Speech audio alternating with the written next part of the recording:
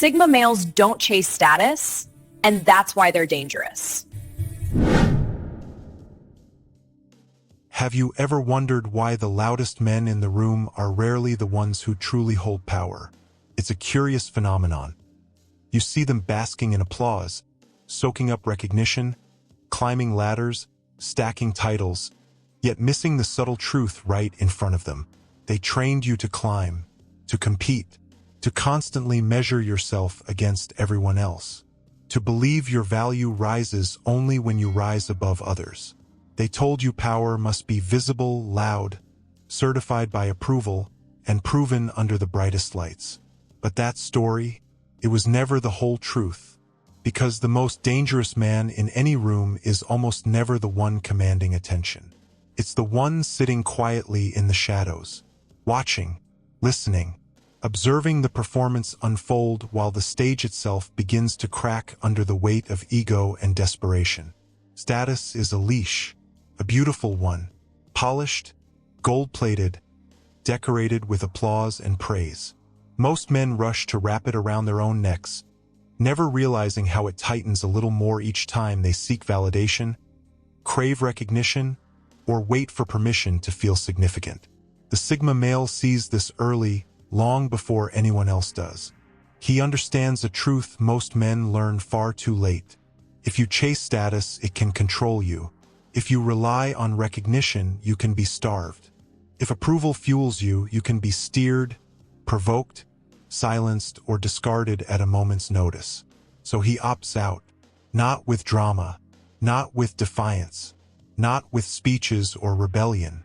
He simply steps away quietly, almost invisibly.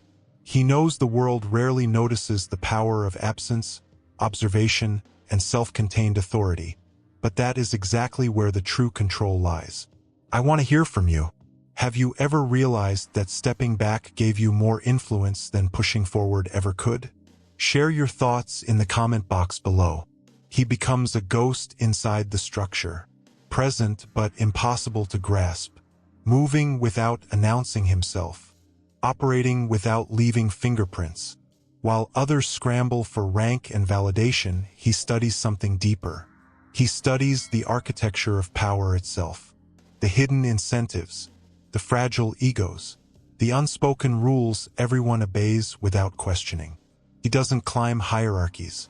He maps them. He sees who benefits, who pretends, who panics when ignored.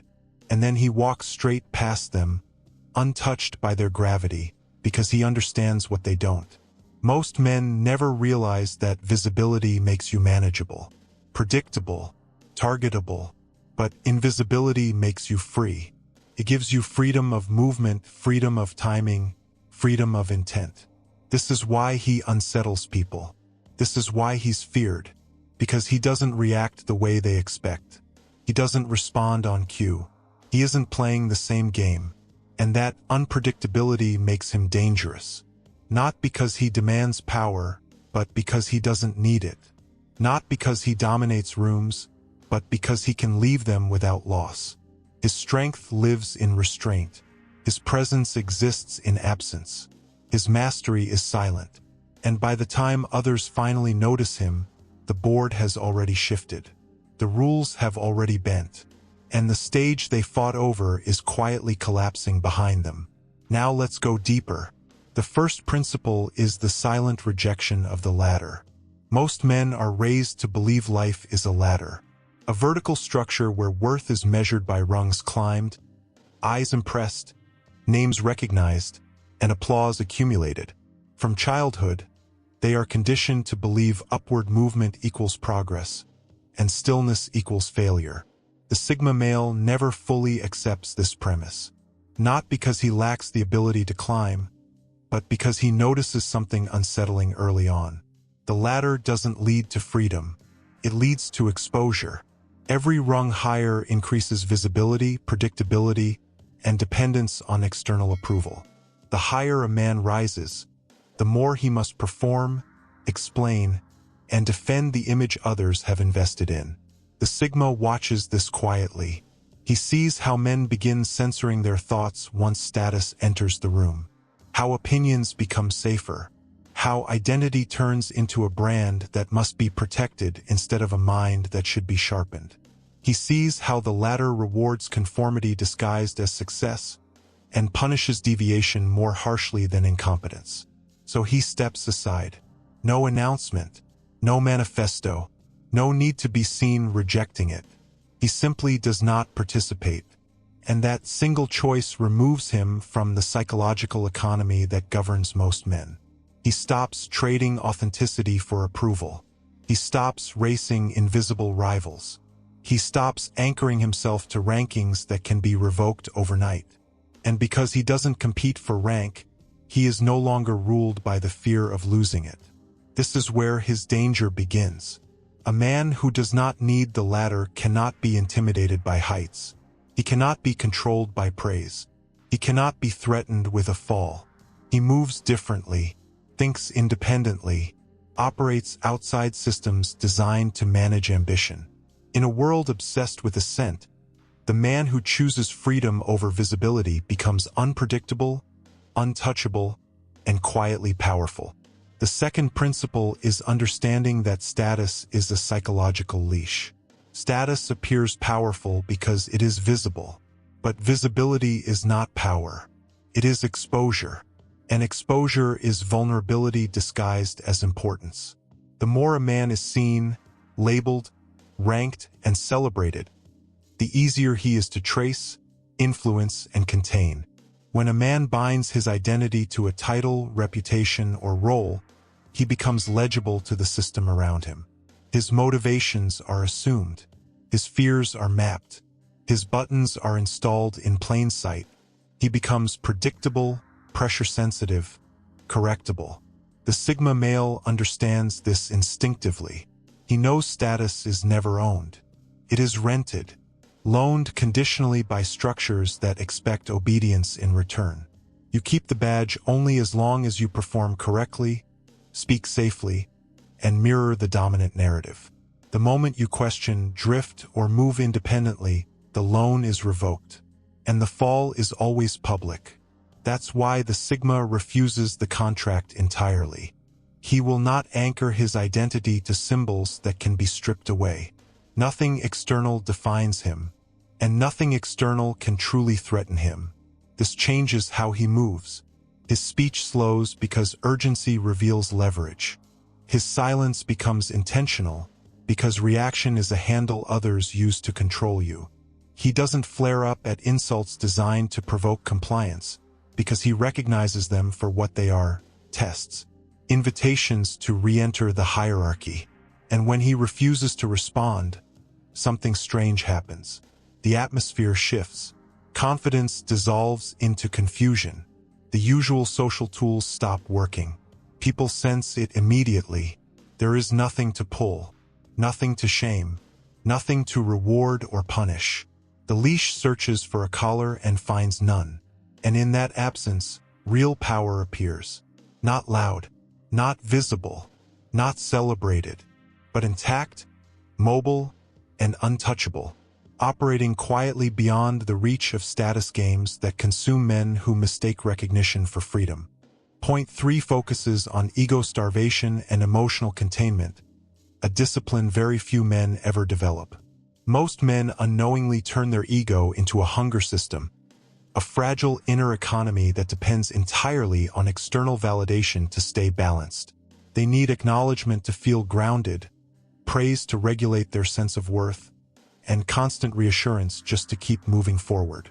When criticism appears, it shakes them at the core because it threatens the supply line. Remove the applause and the entire structure begins to collapse. The Sigma male chooses a path most men avoid precisely because it offers no applause and no immediate reward. He deliberately starves the ego.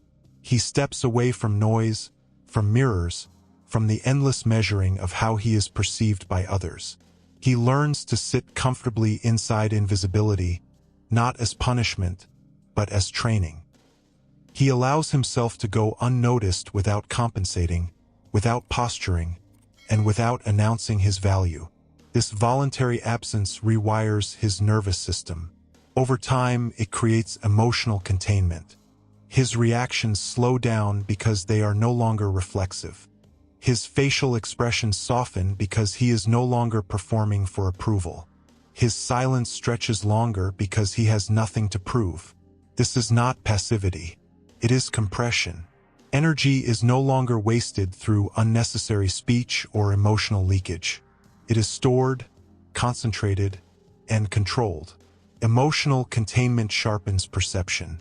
Because when you are no longer defending an image or chasing admiration, you begin to see people clearly.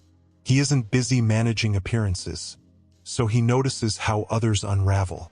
When men speak around him, they reveal far more than they intend. Insecurities slip out disguised as humor. Ambitions leak through excessive explanation. Fear shows itself as aggression, bragging, or forced confidence.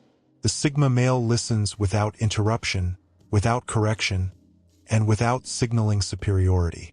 He collects information quietly, without commentary and without emotional attachment. He doesn't rush to deploy it. He lets patterns form naturally. This alone gives him an advantage men obsessed with status never develop. While they are busy feeding their ego in public, he is mastering himself in private. Point 4 is invisibility as strategic positioning. Invisibility is often mistaken for weakness because modern culture equates presence with importance, noise with relevance, and exposure with power. The Sigma male understands the opposite at a fundamental level. Presence creates traceability. Traceability invites control. Absence creates uncertainty, and uncertainty destabilizes systems built on predictability. When you are always available, people assume access to your time, your energy, and your intentions. They expect explanations. They believe they can map your habits, anticipate your moves, and neutralize your leverage. When you are rarely present, something shifts. Minds begin to wander. Questions form without answers. Speculation fills the vacuum you leave behind, and speculation inflates perceived value far more than visibility ever could. The Sigma male uses absence intentionally, not as retreat, but as positioning. He doesn't announce where he's going. He doesn't narrate his growth. He doesn't broadcast effort in exchange for validation. He appears only when alignment exists. He contributes with precision. He leaves a measurable impact. Then he withdraws before familiarity dilutes his presence. Over time, his silence grows heavier than most men's noise. His absence begins to echo in rooms he never enters. People feel the effects of his actions without fully understanding their source. And that ambiguity unsettles hierarchies built on constant visibility and social reinforcement. Systems that rely on monitoring break down when the subject refuses to be tracked. The Sigma male is not ignored. He is unlocatable. That distinction matters. You cannot compete with what you cannot measure. You cannot undermine what you cannot predict. You cannot control what refuses to remain within your field of view. While others exhaust themselves trying to be seen, the Sigma male compounds influence in the shadows, allowing curiosity, tension, and unanswered questions to do the work for him. In a world addicted to exposure, restraint becomes dominance, and silence becomes a strategic advantage no loud presence can overpower. Point 5 explains why loud men collapse. Men who rely on status must constantly reinforce it. That reinforcement creates noise, endless signaling, endless explanations, endless performances designed to hold a fragile position together. Noise attracts attention. Attention invites scrutiny, and scrutiny inevitably leads to error. Public men make public mistakes because they are always visible, always speaking, always acting in ways that must be justified. Their words are archived, their gestures dissected, their promises replayed against their failures. Every contradiction is recorded and stored, waiting to be used. Status demands consistency, but life applies pressure, and pressure exposes cracks. The Sigma male operates below this threshold of exposure. He does not build his identity on applause, so silence does not frighten him. He doesn't advertise his intentions, which preserves flexibility. He arrives without announcing himself. He leaves without explanation. He pivots without apology. And because of this, he remains intact while louder men collapse under the weight of being seen.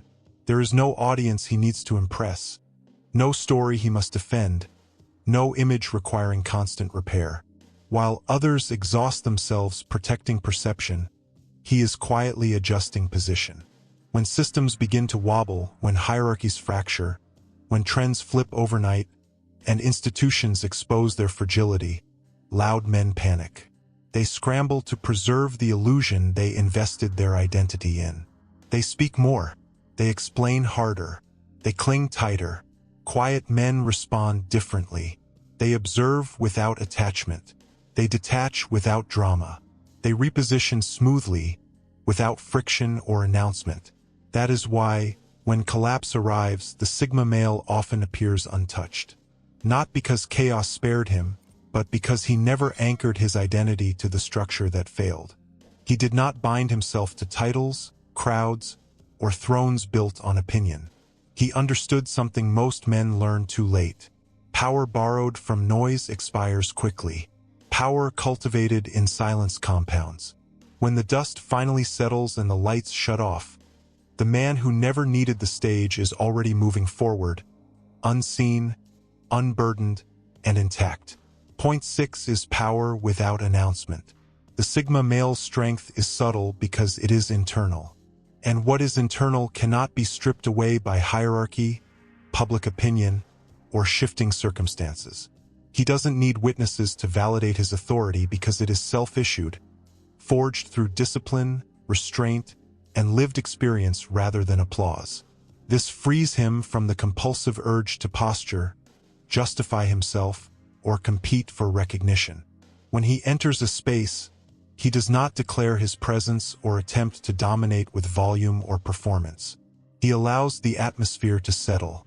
In that quiet, people reveal themselves. Some rush to fill the silence with unnecessary noise, exposing insecurity. Some attempt subtle dominance, revealing hunger for control.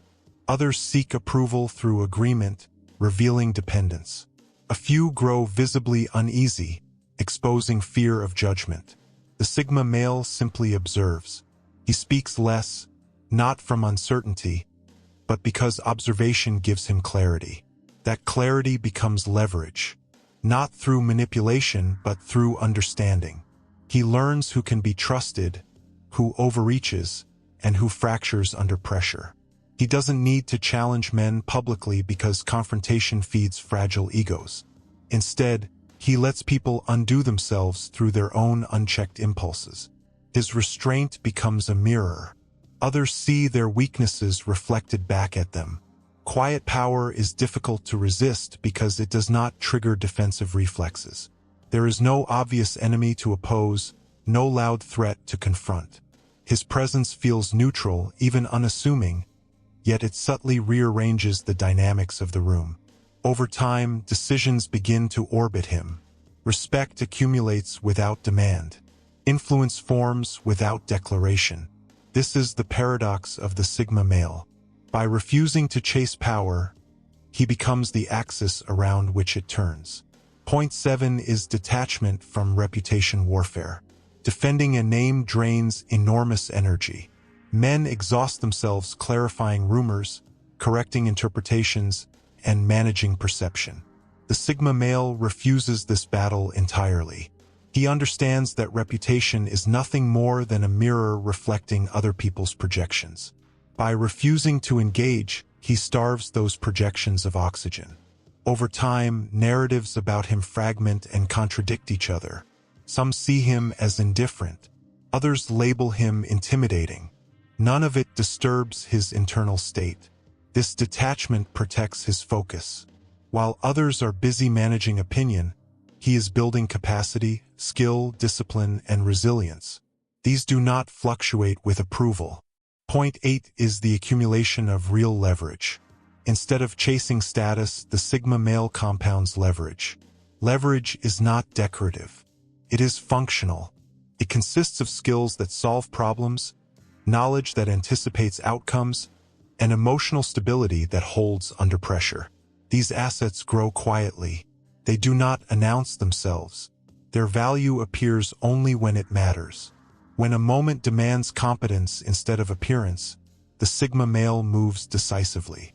Others are often stunned by the depth of his capability because they mistook his restraint for absence. Point 9 explains why institutions distrust him. Institutions rely on predictability. They reward compliance and punish deviation. The Sigma male does not signal allegiance clearly. He follows rules when they make sense and ignores them when they are performative. This ambiguity makes him difficult to manage. Praise does not motivate him. Threats do not intimidate him.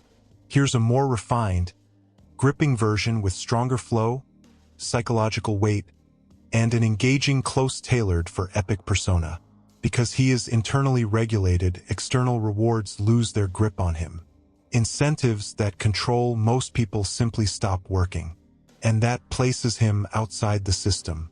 Institutions don't know how to categorize men like this, so they label him cold, detached, even dangerous. These labels aren't accusations. They're confessions of uncertainty. This brings us to the final advantage of the shadow. Operating in the shadow doesn't mean hiding from fear. It means choosing when and where to be seen.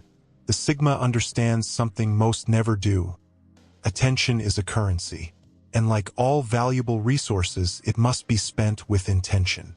He doesn't waste it. He preserves it. That's why when he moves, it matters, because movement is rare. When he speaks, it lands, because silence is his default. And when he leaves, the absence is felt, because he was never excessive. This is the quiet edge. He isn't trapped by momentum. He isn't owned by expectation. He stays adaptable, centered, internally sovereign. In a world addicted to status, the man who refuses to chase it becomes the hardest to control, the most difficult to predict, and ultimately the most dangerous, not because he seeks power, but because power can't be taken from him. If this final point hits something deep, don't ignore it. Drop a comment and tell us which idea stayed with you the longest. Like the video if you value clarity over noise. And subscribe to Epic Persona, where discipline replaces drama, silence carries weight, and strength is built quietly. Stay centered, move deliberately, and never give your attention away cheaply.